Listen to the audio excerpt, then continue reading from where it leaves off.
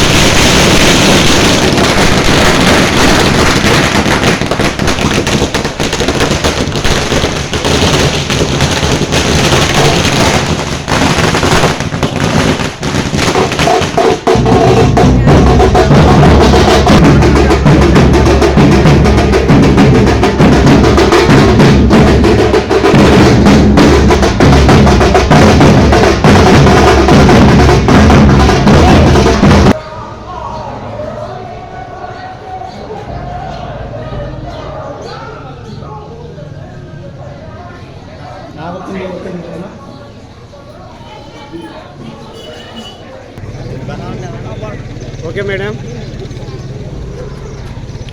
ఈరోజు పుట్లంపల్లిలో గడప గడపకు చంద్రబాబు నాయుడు గారి యొక్క పథకాలను తీసుకుపోవడం, అలాగనే సూపర్ 6 పథకాలను ఆడవాళ్ళకి అందరికీ సుపరిచితం చేయడము, అలాగనే రేపు 2 నెలల్లో మనకి సాధారణ ఎన్నికలు వస్తున్నాయి. ఈ ఎన్నికల సందర్భంగా ప్రజలను కలవడము, వాళ్ళ యొక్క అభిప్రాయాలు తెలుసుకోవడం జరుగుతోంది. ఆ సందర్భంలో ఈ పుట్టంపల్లికి వచ్చాము, ప్రజలందరినీ కలుస్తున్నాము. ఈరోజు రాష్ట్రంలో అధికారం మారాల్సిన అవసరం గురించి ప్రతి ఒక్క సామాన్య పౌరుడికి ఈరోజు అవగతమైపోయింది.